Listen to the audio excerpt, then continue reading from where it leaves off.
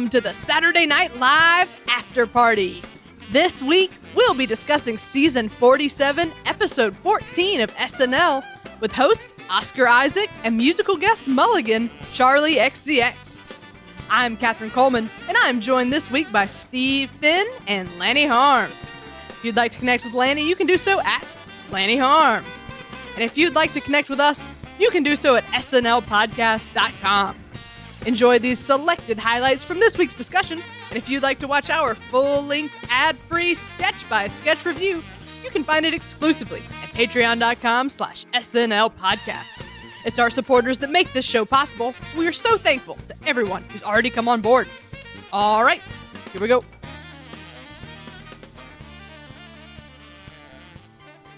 Hello, everyone out there in podcast world. I'm excited to talk about this week's episode. It's good to be back. I really hope listening to John host again wasn't overly traumatic for anybody.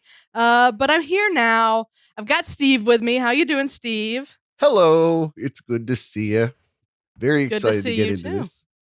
Yeah, and of course, we also have the one and only Lanny Harms back on the show. Hello, thanks for having me back.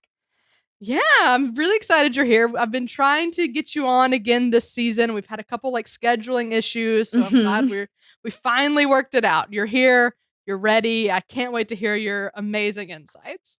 Oh, thank you. I'm excited. All right, well, you ready to jump into the show? Yep. Hell yeah. Yep. All right, let's do it. Do it. These HR reps are definitely not having raw intercourse. Lanny, was this a win? You're coming to me first. Okay. The way my notes go for this one is I was like, okay, slow start. All right. I guess these lines are pretty funny. Okay, this is a wild sketch. Okay, but the performances are good. Okay, this makes no sense, but I like it. I feel like I really didn't like it for a while because I was just like, this is just people being bad at their job for 3 minutes. Honestly, and this is what I'm talking about with that monologue helping me love Oscar Isaac in these sketches, because I think he did have seemed like he was having so much fun, and the way him and Cecily were playing off of each other was so fun, and how it just became that oh no, this is life could be worse, and it was it just felt like the writer kept abandoning what they had written for the last 3 lines and just started the sketch over and then started the sketch over. So I was annoyed for a long time while watching it until at the end I was like, oh, this is just ridiculous. And then I can't remember what those lines that the other employees had with each other. Oh my God. What? The part about how they were complaining about Keenan's character? I actually didn't care for that because that felt too much like they were actually that made me confused on the reality of it, because they weren't HR people. They were theater people basically doing a charade, and they still got complaints from a real It was a very long con. It was They a still very somehow long. knew that.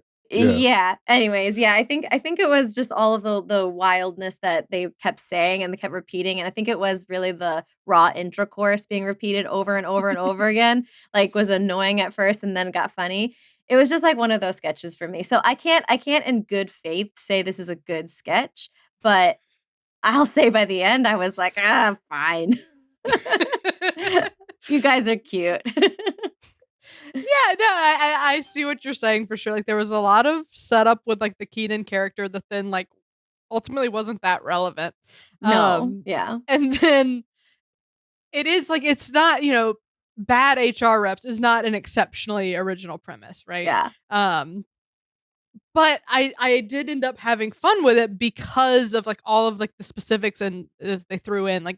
Every one of those examples had such funny language in it. Yes, the language. That juicy booty slaps, that's that's just funny to see. And then so all of those slides were great, and then there was all the stuff in the middle had very fun language. Like Cecily said, I'm wearing a hot little skirt suit, nothing underneath. Yeah. It's just, the language, the lines were so good. Go on. Yes. Yeah, exactly. Every line was so funny. The premise itself was not fabulous, but all of the lines were so funny and getting laughs that I did end up I really liked this a lot. So it was a win for me, but I think you're right in that there at first was some uneasiness coming at it as like a sketch writer, like, oh, bad at job, like analyzing it like that. Mhm. Steve, where'd you land? I gotta say, I did enjoy it, but I found myself thinking this is so different, but also familiar because it for me at least reminded me of like something out of the 90s. Like I feel like this came out of a different decade, and not even like 90s SNL. This feels like a Mad TV sketch from the 90s. It Mad has that, TV, yes. Good yeah. old Mad TV. That's the vibe I was getting from this, and I don't know. I guess ideas and concepts can come full circle as time marches on, as we all get closer to our graves. But yeah, I felt like this was definitely something that was a downtrodden concept, maybe a couple of decades ago, and here we go drudging it all up again. But it's I felt like it had a classic vibe to it. You have your simple, recognizable scenarios. Something from work, uh, and yeah, the characters just happen to be outlandish and crazy and yeah, it works on a very primal level of just like weird person in normal situation equals laughs. uh yeah, it's definitely got a simple uh a simple goal in mind, but whatever. Oscar's having fun. That's what I think is the main thing to take away with this is, this is a good example of how Oscar was just like really sinking his teeth into this hosting gig. And that was probably the most fun element of it. Yeah. And I feel that way about a couple sketches tonight, actually. Like Oscar had an infectious energy about him. 100%. Yeah, but what like I did enjoy this, but my like writery thing that annoyed me was that there was like 3 different buttons on the end. And it was like, why did like there was like we don't work here, and like there was an out somewhere in that monologue, and then they were like Kyle or whatever Keenan's character's name was, Oh, and then it was like watch his show on the Weather Channel. I'm like, why are there Yes. so many endings?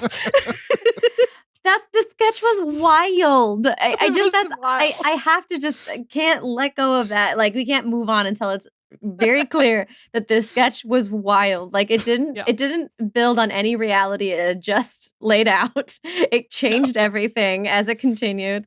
Yeah. But you know what? I feel like when they add like those fake out endings at the end of a sketch, it's almost like it's a fail safe. Like if they need to add 10 or 20 seconds or remove 10 or 20 seconds, they could just peel off or add on one of these weird layers That's true. like at the end of the sketch. Mhm. I don't know.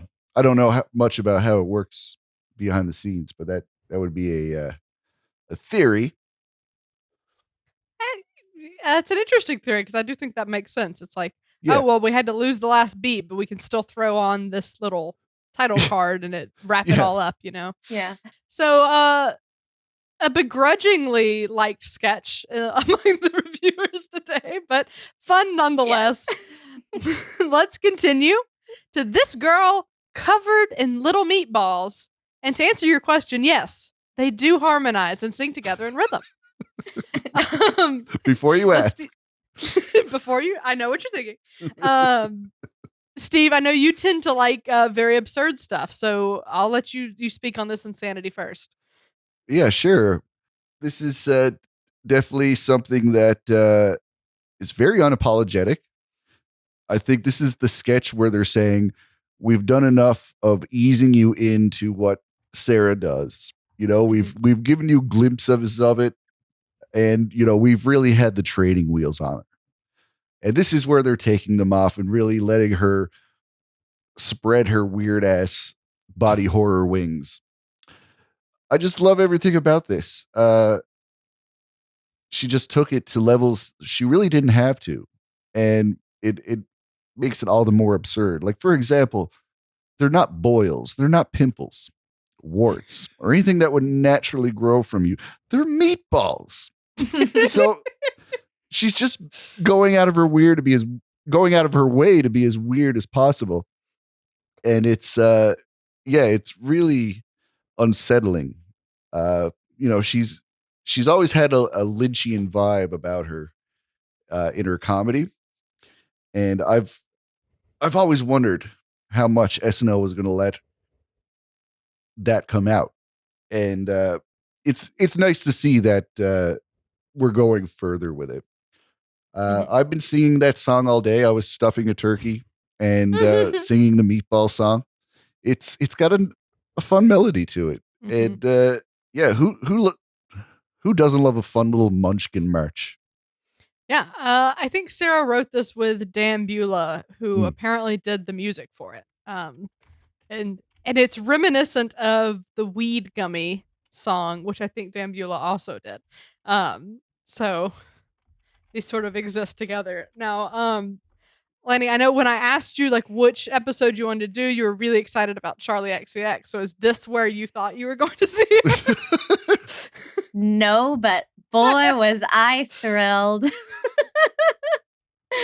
I was so happy. Like, okay, I mean, if we're just going to talk about the Charli XCX thing, like real quick. You can talk about any part of it you want. Okay, well, I'll just start there.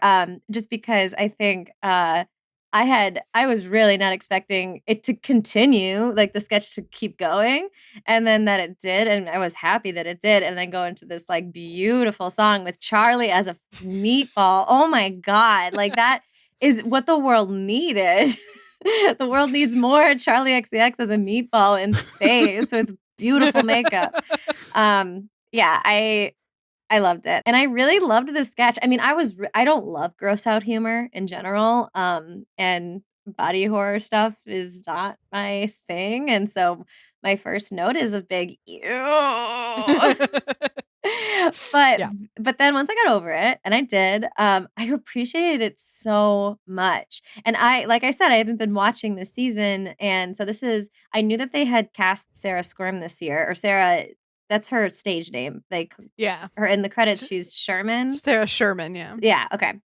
So, but I know she did JFL last year, and I kind of looked into who she was then, and I was very intrigued, and it was a very interesting casting choice, and so especially for SNL.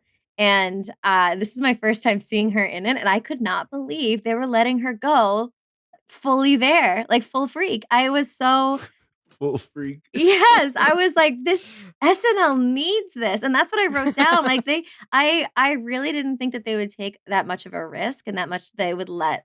Again, maybe since I've missed like the few episodes with them having training wheels on, they've eased into it more than it was for me diving into this episode for the first time and seeing them do like a full meatball boil woman. And I just think it's so great. It's like I think for a midnight show on a Saturday, even though it is like a very mainstream show, I think it's so brave to like really let things go super weird alt, like feels like Adult Swimmy, and it just I just think it's so smart and so brave, and I'm so happy. This was my favorite sketch of the night. I shouldn't say that yet, but I already said it. Sorry. I love this. I love it. Yeah. Okay.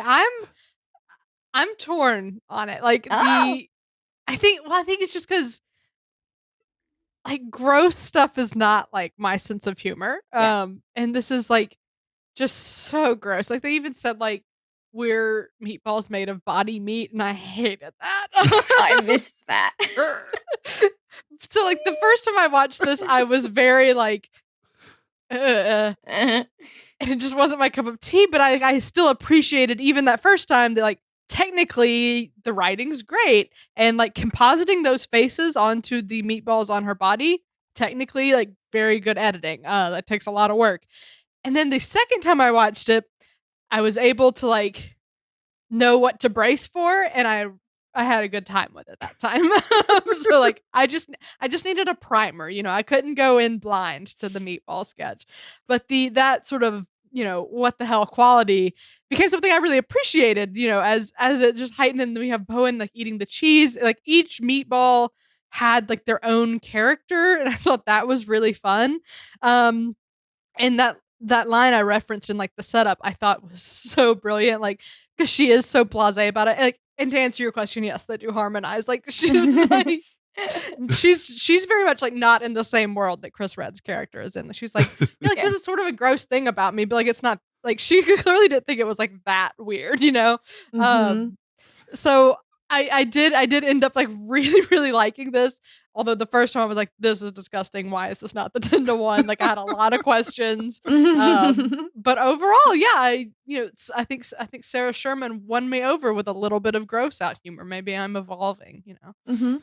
I also wanted to shout out the director of this one, Mike Diva. My fiance actually noticed this on the credits at the end that he saw Mike Diva's name on there, and he's Mhm. been a fan of Mike Diva's because he did some viral videos, just online, and he recently directed Doja Cat's Get Into It, yeah, which is an Oh. immaculate music video. If you like music videos, like highly recommend checking that out.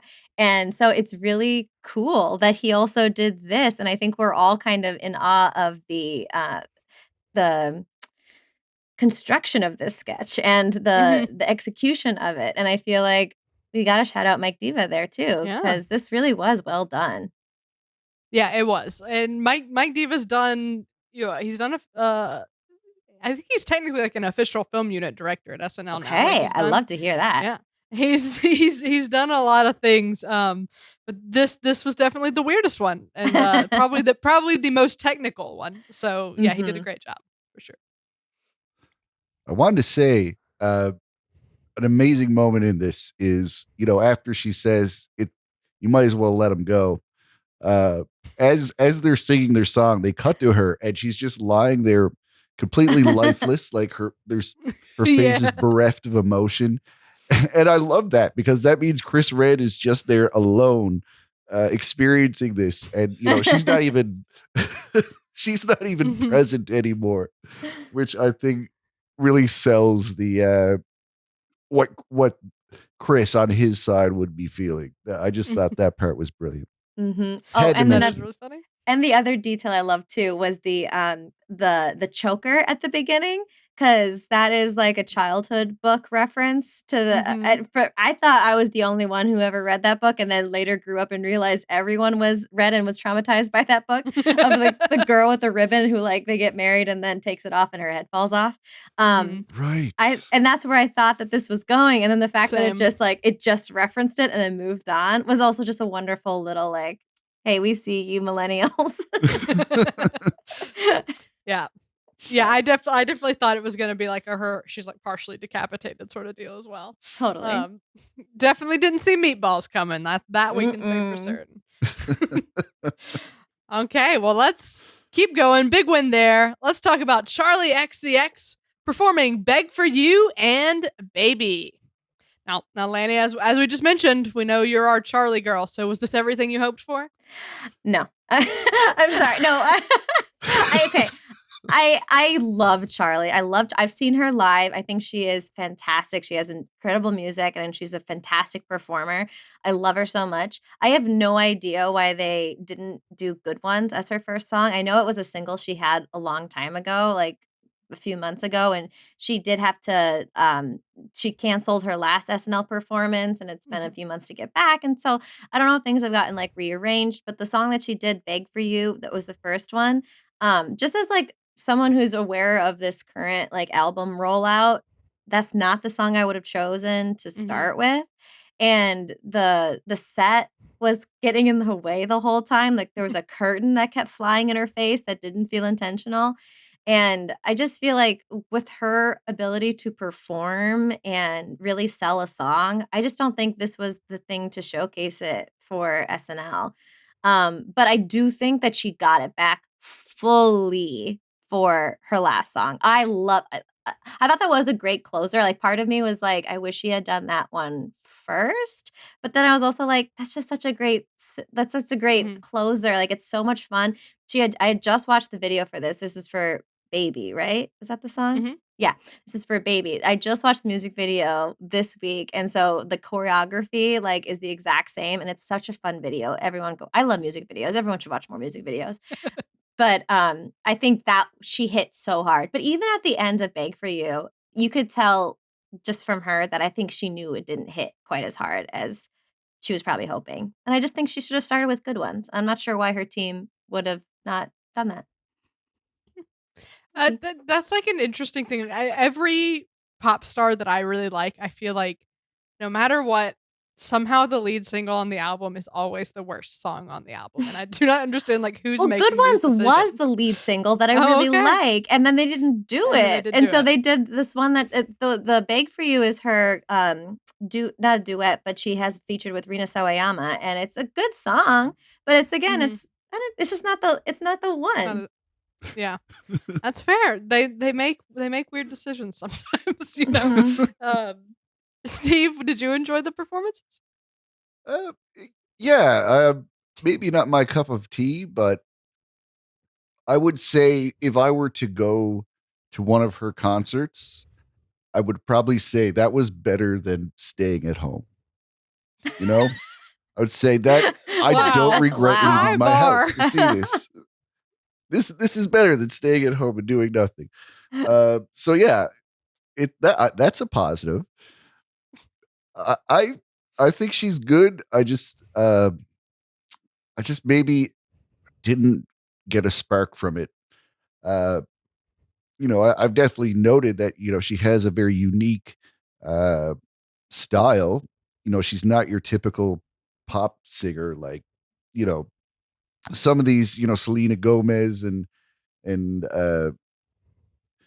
what's Vanessa Hudgens, these types. I feel like they can all like blend together. Top irrelevancy on that You're segment. right. I don't know. Trying to say Olivia Rodrigo? Sure. I just feel like a lot of pop Vanessa singers Hudgens. you could mistake for each other, but I could see myself like just having not having a hard time recognizing a Charli XCX song or performance. She seems to have a lot of hip jiggling. There's like a very Polynesian kind of aspect to it.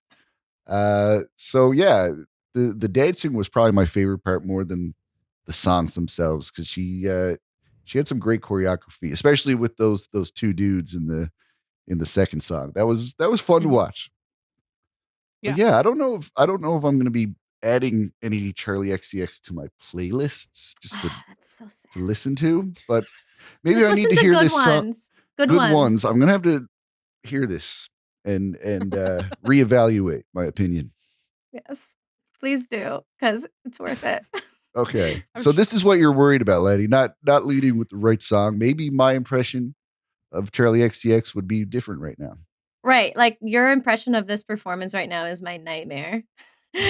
Like this, it's just like she has she has been one of those pop stars who's been around for a really long time. And I don't think that she's really gotten a whole lot of mainstream recognition. And a lot of that has been because of her label. She's had a lot of label issues, but she really has everything to be like a huge pop star. And it's just wild to me that she's not bigger, at least like with recognition.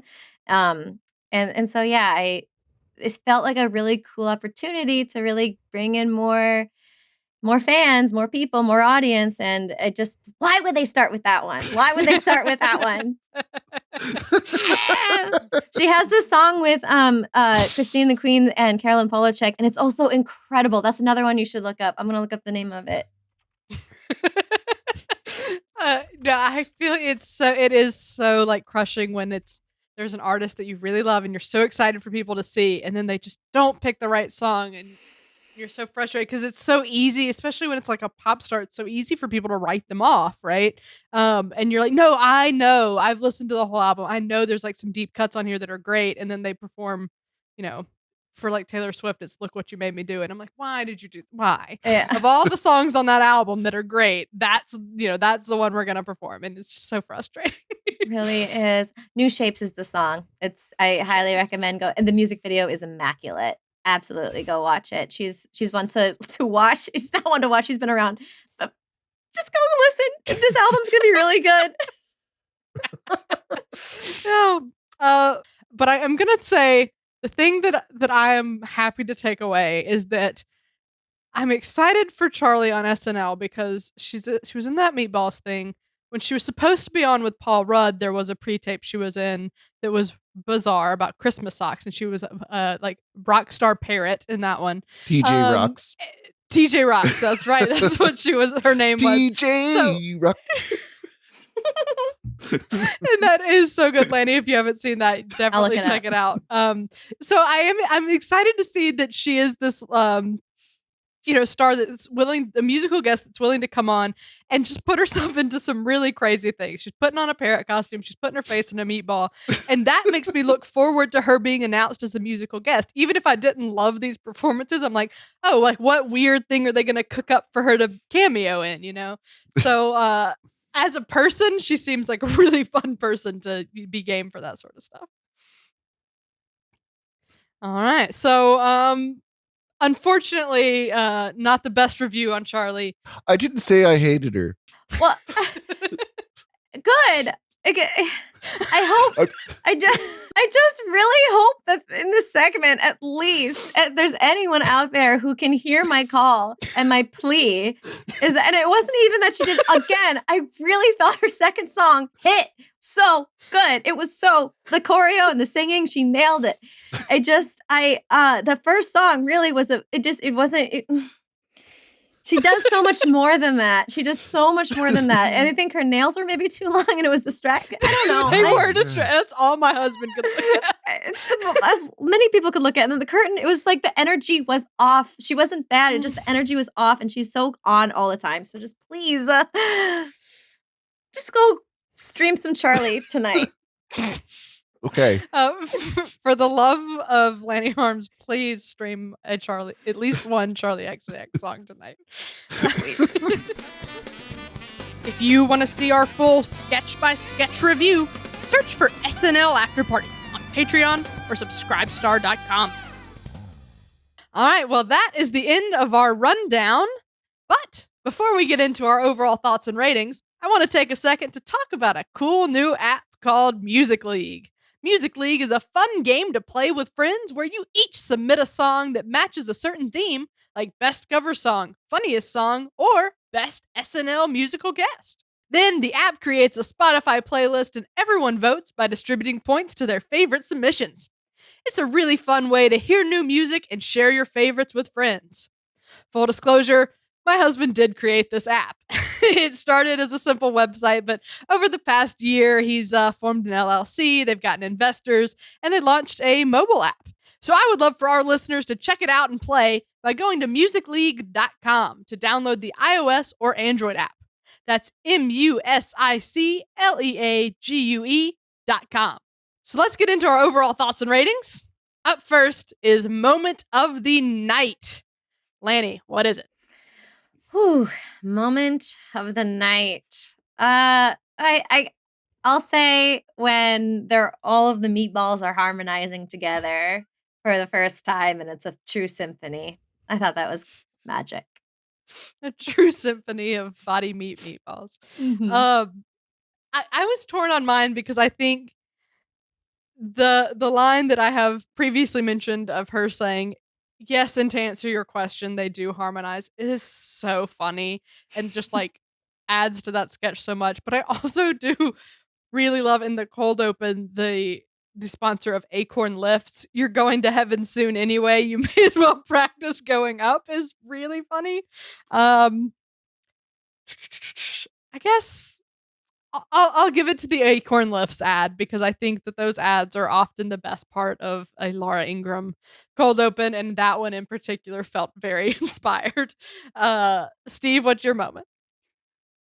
I'm giving it to the licking of the sword at the end of the monologue. I just love how that paid off everything that was set up for it. It's a great message, every step in your journey is meaningful.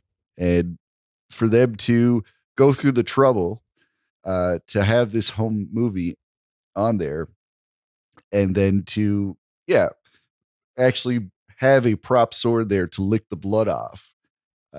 Just saying, this would never happen unless I, Oscar Isaac,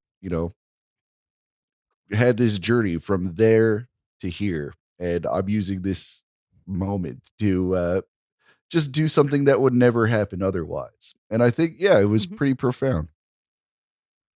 Yeah, nice heartwarming full circle moment of licking blood off of a sword. Yeah. Mhm. For all the Okay, weird well, ones let's out there. uh, I for loved it. all of us little weirdos. Let's talk about best sketch, Lanny. You sort of told us where it was going, but Yeah, make it I think official. I already showed it. Yes, it's the meatballs singing on my body. What a way to describe it. That's what it was. Yeah. Yeah, that's winner for Uh, me. yeah, and that one really won me over on the second watch. But I think Paw Patrol is it for me. Mm. I had so much fun being familiar with the show, and then I was just laughing out loud at the premise of like, yeah, these dogs make no sense in this town. I was having a good time. Steve, what's your best sketch? I'll give it to the meatball sketch. Yeah, nobody's surprised. I always go for the weird stuff. And yeah, this was just a whole new layer of Sarah Sherman that they're letting out into the world. I love that they hired her and then allowed her to just be who she is. And if we're being honest, she could go even weirder than this. This is not the weirdest I'm thing sure she's she ever can. done. They could Mhm. Oh yeah. they could they could rate her out even further if they wanted to, but I'm just appreciative that they've gone this far with her. This was a brilliant sketch, and all of the people that came together to put this weird idea on television, because there's animation, there's a lot of tracking work, with Mhm, the amount she's moving her body. They really didn't restrict her and say, okay, mhm. we're going to make you do this completely still so it's easier. No, they let her do what she wanted to do, and this team was behind her to bring it to life. It is a thing to love about SNL is that they were willing to throw God knows how much money at making this meatball sketch happen. Like there was so much green screening. There was like they brought in puppeteers. Like they had multiple people working. I'm sure to like composite these meatballs on. Like it is just wild that we do live in a world that's like, all right, yeah, that a few $100,000 on that, no problem. All right. Well, our next category is MVP. Lanny, who's it going to? Can I say Oscar Isaac? Sure. Okay, because it's Oscar Isaac all the way for me. Like, he really helped me enjoy sketches that I otherwise just did not like at all. Mhm. So, like, 100% Oscar Isaac tonight.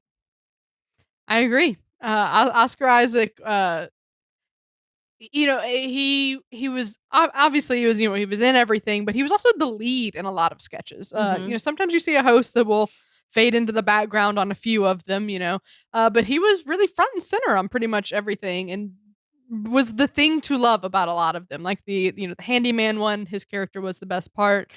Even that 80s sketch that was a little weaker, he Yeah. he was having fun with it. He brought something really likable there. Um, and so I just thought he did a really good job, and I would love to see him back.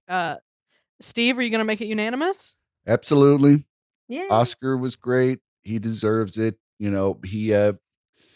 He brought something to every character he played.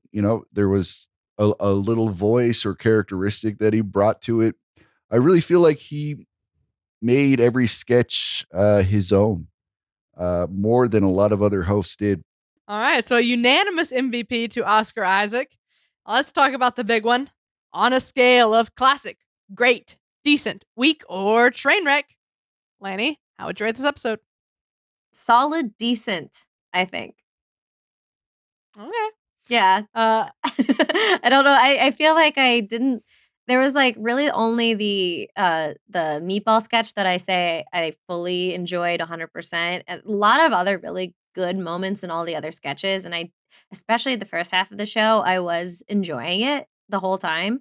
Even though I was like kind of like getting bumped here and there, but the back half was just very very weak, so it has to be decent for me. And Charlie chose the wrong song for the first one. So that is always going to be Fair. disappointing to me.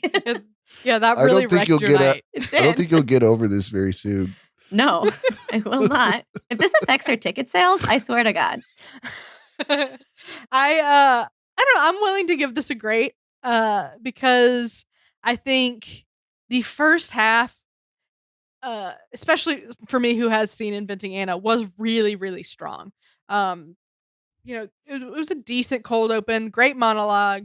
I loved Paw Patrol. I loved Inventing Anna, and then like from there, it started to trend down a little bit. But I had some fun with Update. But like you said, the back half of the show really was pretty weak for me. So it definitely can't get into classic.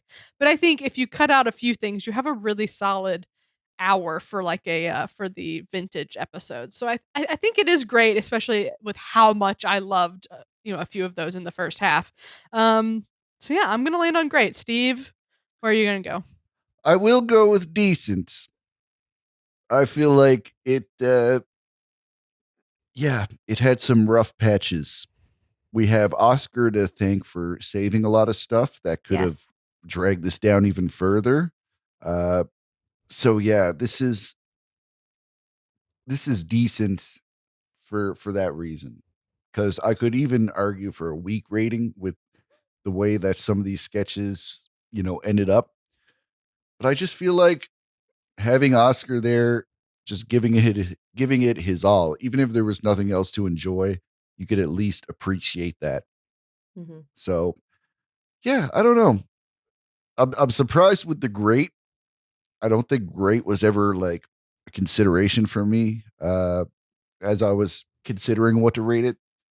But no, Catherine, you have your legitimate arguments to support that, I'm sure. But I just feel this is like an easy decision to make on a decent. Yeah, I agree. Well, I don't know. I thought the first half was so good. Maybe I was just in a really good mood last night. Who could know? And who Maybe. knows? Maybe again, the Inventing Anna was a big like thing where we disagreed a lot. That's true, So yeah. that would change it a lot, especially if you saw Mhm. 3 sketches in a row that were like pretty solid. That would, yeah. Yeah, like I mean, the first half really didn't have any misses for me because I loved the Inventing Anna thing. So yeah, that definitely put a big dip into like I think y'all's roller coaster of the show. Hmm. So I don't know. I'm gonna stay to my guns. I'm gonna stay at great. You Stay can't there. convince me otherwise, Steven. Just stay there. It's fine. All right. Well, it was a very fun show to discuss, fun to break down. Great first time host. Would love to see him back. And hopefully we get more Charli XCX with maybe some better song choices. Oh my God, please. It is essential. Charlie, hear our cry. Very good. Lainey, thank you so much for being here. This was so fun. I'm glad to have you back. You got any projects you want to talk about? before you go? Yes, I do. I host a podcast. I co-host a podcast with my friend Becca Roth, and we are deep diving into Mary-Kate and Ashley's career from the very beginning. We are currently in their Passport to Paris era, so it's a perfect Nice. time to jump in. It really is mostly for Mary-Kate and Ashley fans, but we are also trying to give recognition to the cultural impact that Mary-Kate and Ashley truly did have on especially the millennial generation, but that I Mhm. think it spans beyond that. And we're trying to lay the foundation to like, with this whole obsession with the nostalgia in the 90s and 2000s, we feel like Mary-Kate and Ashley have to be part of that conversation. And I feel like they're Yeah. not enough most of the time. So if that interests you, come check us out. We're They Thought I Was You. We're on TikTok, Instagram, and anywhere you get your podcasts. Now, have you done To Very good. Grandmother's House We Go yet? Of course we did. We're going in Okay. order, baby. We're That's going one from of the my favorites. beginning up until, so we're going down the timeline. And then we're taking the pauses and bits to like focus on things along the way. And it's a great time. You love Grandmother's House We Go? Yeah, that's one I remember fondly. Okay, great. Why, is We that didn't love lowering- it. You didn't love it? We didn't love it. In their canon, it's not one I would rate highly, but I appreciate you for liking it. It has a great family Christmas time feel to it. So I'm I'm supporting you, supporting that movie. I probably just haven't seen very many. This is the problem. Right. Yes. They've done many better movies, which is really what I want everyone to take from this conversation. Not so much that Crothers How to Go is bad, but there's a lot better. You've given me a lot to consider. You've given me a lot to think about. Good. And I have to do some rewatches, tune into the podcast, and sounds like learn a few things. That's what I would hope. And I'm sure be Feel a few- entertained. Be entertained and feel a few things. I've cried multiple times making this podcast. Wow. That's good radio right there. Emotionally moving Mary-Kate and Ashley content. Thank you. We get real, That's what we live baby. for. We get real trust about you. this. Their life was not easy. No, it was not. All right. So what it's called? They Thought I Was You. Yes, just like from That's the It name of Takes Two. They thought I was you. Okay. All right. Available on your podcast platform of choice. And that is a wrap.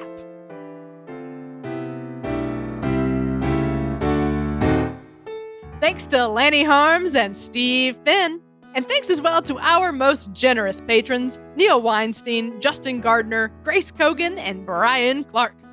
If you're enjoying our show, please subscribe on YouTube or wherever better podcasts can be found. Your subscription helps us grow, and your support is greatly appreciated. We'll be back in 1 week when SNL returns with host Catwoman and musical guest Rosalia. But until then, this has been episode number 155 of the Saturday Night Live After Party podcast. I'm Catherine Coleman. That's my story, and I'm sticking to it.